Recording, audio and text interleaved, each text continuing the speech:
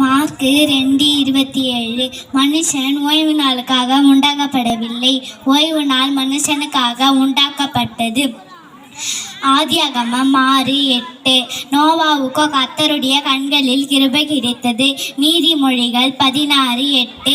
அழிவுக்கு முன்னானது அகந்தை, வீழ்தலுக்கு முன்னானது மனமேட்டிமை.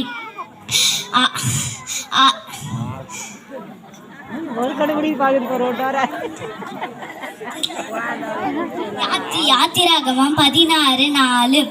நான் உங்களுக்கு வானத்திலிருந்து அப்பம் வருஷிக்க பண்ணுவேன். எபேசியர் 4:32. நீங்களும் ஒருவருக்கொருவர் மன்னியுங்கள். ஏசாயா 9:6. பூமியும் அதன் நிறைவும் உலகமும் அதில் உள்ள குடிகளும் கர்த்தருடையது.